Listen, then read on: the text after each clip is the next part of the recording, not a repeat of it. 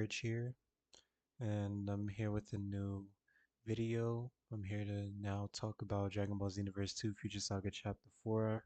I'm gonna watch the trailer and I'm gonna break it down and analyze it to see if I can, come up with some speculation or predictions. Um, so hopefully y'all like this video. Make sure you leave a like and subscribe. Alright, let's get started. It has been a while, huh? We've been through so much, more than I think we ever expected. To get history back on track, we've taken down all kinds of foes, time and time again.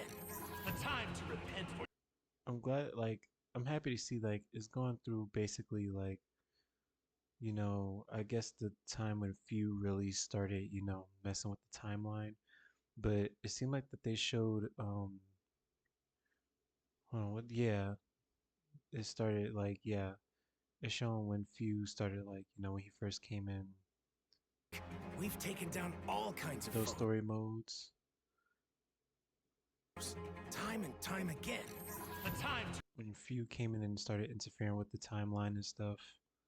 to repent for your pride is upon you. Seems everyone's Now doing here's the their future best to sagas. piss me off. You have what it takes to stop me. Make me a god. The pain's gonna be intense, but I won't let you die from it. That much I can guarantee. So I'm guessing when he said this line, he's probably talking about maybe Supreme Kai of Time. I mean, I was thinking like maybe he was talking about us, like he was probably going to try to infect us with the Ultra Supervillain power. But because, his sights was set on us, as he said that in the previous DLC after he escaped the skirmish with, you know, us versus him and Golden Frieza, Time God form. So yeah, Ultra Supervillain. Pretty soon, we'll be gone. History, So when the future. Trunks really said that part, when he said this, History, the future. oh whoops, Won't let you die I from it. messed up. That much I can guarantee. Let me Pretty repeat it. soon, we'll be gone. So he said pretty soon we'll be gone. Um, History, history the and future. So now it seems like he's really scared or something. And they're like, I don't know what the main threat is. I wonder what the threat really is. What I was gonna think was, well, we gotta watch the whole trailer so I can just break it down afterwards. protect it all. Sorry if I keep pausing.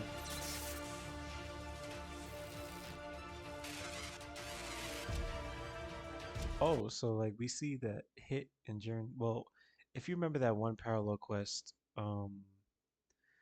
that we had to fight Ultra Supervillain Jiren. It was I believe it was, yeah, it was a Future Saga Chapter 2 parallel quest, in which he said that after we beat him back to his senses, he did say um that he will repay the debt someday. So I guess this will be the time when he repays the debt, to help us, fix history, or maybe save history, or maybe the future. Because remember, we're going to Xenoverse 3, which is age 1000. So we definitely save the future, but I don't know what happens to history. We're gonna see the fate of history once this DLC drops this summer of 2026. I'm speculating that this DLC will drop between, well, maybe I would say, well, since it was set to between July and September, so we have to think summer starts June 21st, right? And maybe they're still possibly working on a DLC, getting it prepared, send it all together. No, yeah. So summer basically starts June 21st or 22nd, and is all throughout July and August. And summer typically ends September 22nd, 21st or 22nd. So that's why, we see the time period between July and September that this DLC should drop. Now, I don't expect this DLC to drop in September, but we don't know what they're cooking up. So I would guess that the DLC would probably drop July 9th, which is a Thursday, and then we get the free update. We always usually give free updates on Wednesdays, so maybe we make it the free update July 8th, in which will be the level cap raised to level 199. And then the DLC will drop Thursday, July 9th. Maybe. This is a speculation. This is not confirmed. This is just speculation. I'm just guessing. Maybe July 9th, the earliest, the paid DLC will drop. But yeah, let's just continue. I'm kind of getting away from the plot here, so let's continue analyzing. And now we see that Supreme Kai of Time actually has the ultra supervillain power, but which will have us think that she's actually going to be playable, but we don't really necessarily know yet. I mean, yeah, definitely. She has the crystal on her chest. She has the black coloring on her, the half black coloring on her. But we don't know if she's gonna evolve into ultra superhero. Dang, I probably shouldn't have made this, prediction until after we just watched the full trailer first. But I'm just speculating that maybe she may purify the power of the ultra supervillain, because she's a time god, she's a time goddess. Maybe she has the power to purify the energy, but or she could have just allowed herself to get used by Fuse ultra supervillain powers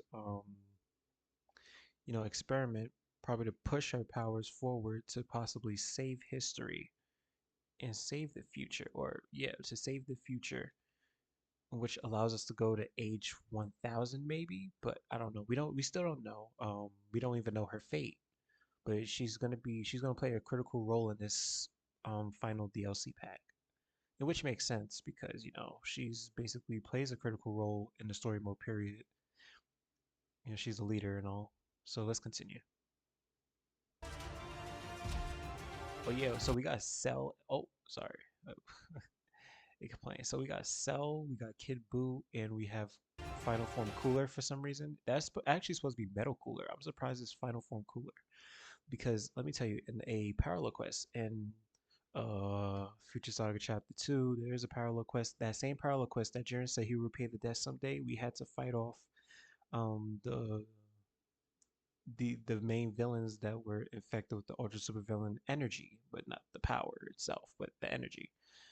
And who consists of it was Frieza, in which I knew that he was eventually going to be an ultra super villain.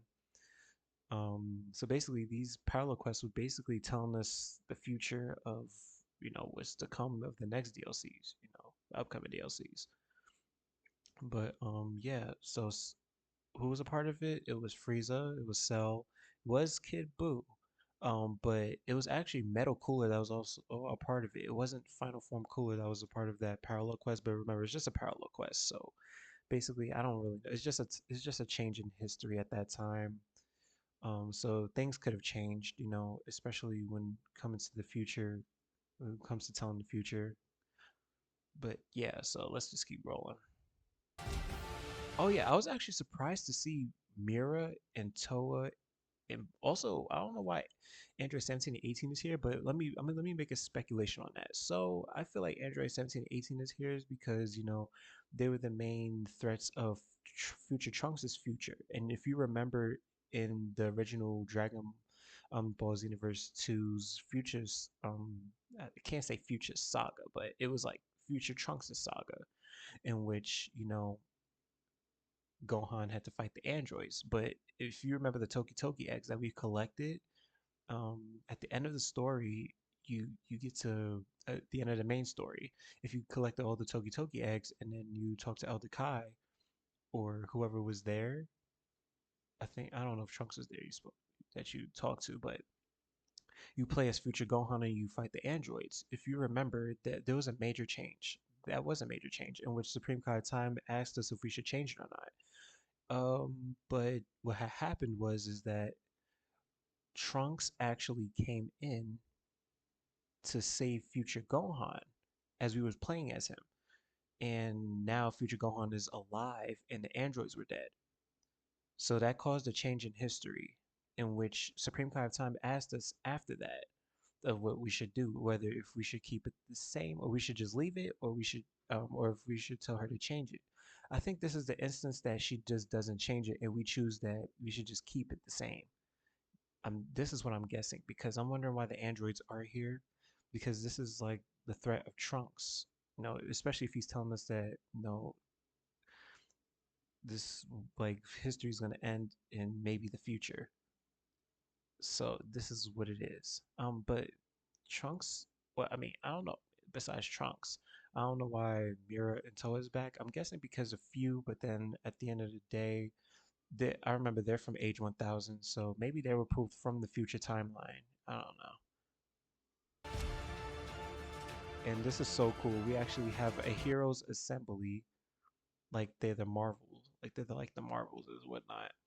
So we have Tapion, we have Kale, Caulifla, Tien, Yamcha, Dispo, Kaba, Pikkon, Vegeta, Krillin, Gohan, Dragon Ball Super Hero, Dragon Ball Super Superhero, and we also have Piccolo from that timeline, and then we have Goku in the front.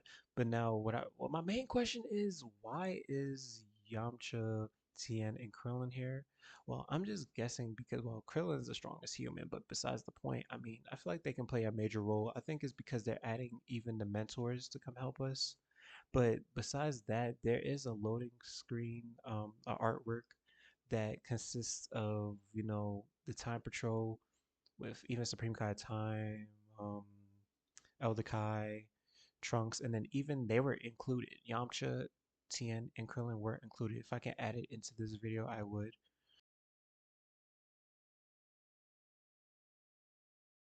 to show you what the artwork I'm talking about. Um, So yes, Dispo. I remember Dispo came along and helped us through, Fuse Change, even PyCon, when they were in Hell, the multiple Janembas. But yeah, so it's cool how we have these guys here. I wonder if there's actually more. I don't think this is it, but we could probably see more. I think this could be it. We'll see. Now, the final battle begins now. I like how Fuse voice changed to it. Yep, it's showing. You see all these changes. Basically, those characters are there to help us from those sagas. And you see this black hole. We just have chapter 4. This is the final DLC. We're finally here, man. Before Xenoverse 3. And I heard that this is some type of black hole or something. I guess time was, or history was supposed to end, but then, like, Goku's definitely, well, wait, let me not. Goku's possibly gonna save all that. See this? Nice blue, greenish energy. This power, it's different from any I've ever had. And it's cool how, like, he's Ultra Instinct, but he still has, like, his gi. Yeah, you see, like, he still has his top part of his gi or something. Like, that's pretty cool. It feels like, giving manga content, It's giving mangas, kind of giving, And then when I seen this, I was like, oh snap! So we're getting Goku Ultra Instinct Ultra Superhero. You see like the color, the negative effect of the magenta, the inverted colors. Yeah, and we have like some type of purple hue on like as Goku's hair as we see because it shows on his eyebrow. So his design is probably gonna look very amazing. It's gonna be like peak maybe because we see some of his outfit, some of his top on him. We don't know if he's gonna rip it off or if he's gonna keep it on. But he looks pretty cool. I like it. Maybe he's gonna help us save the future. But maybe history may break apart, but we may be able to. History may break apart, but we may be able to save the future. I mean, I don't know. We may be able to save both, but we'll see. We'll see when this DLC drops this summer. Keep up. The Feel last free to patrol try. begins. So when they said the last patrol begins, I mean, I don't know.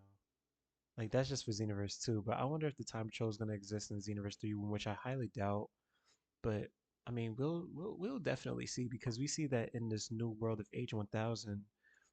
I'm guessing the new time patrol will practically be the Great Saiyan Squad, but who knows?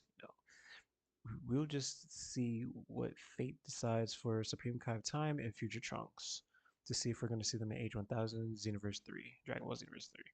So, Future Saga Chapter 4 in this summer for these systems. So, this sword, I'm guessing this is the sword that Few left behind, or this is probably the one that he crafted himself, but I'm guessing that the reason why they used the sword for this is because he's using all the gathered up energy from when he first came in. When he was first introduced, he remember he was making changes to history and he was absorbing it through his sword, all the historic change energy. And he was storing it up into his sword. I think he was storing it up for this moment. So that means he knew the future ever since he met us. Maybe. Possibly, who knows? But yeah, he's about to release all that energy, which is probably why Mira and Toe is coming back for some apparent reason, and we got the androids coming, and we have all these changes happening. But yeah, that means he's going to be using that sword a lot in this DLC. And we don't know if he's going to use it even as a sacrifice. Who knows? But we're going to definitely find out this summer, 2024, between July and September. But I would say I would keep my focus. I would keep my focus on July, on the July release. Like I said, I predict that this DLC will drop July 9th, maybe the earliest, maybe July 16th or the 23rd latest, but we'll see.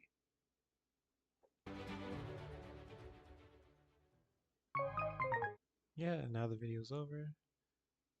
This was a W. I Oh, literally just sorry, y'all. recorded. That's why I low key hate how this works. But yeah, I hope y'all enjoyed this video and this discussion, this It prediction. has been a Um, Make sure you leave a like and subscribe, and I'll see you on the next one if I decide to make a next one. But yeah, I'll see y'all later. Peace out, y'all.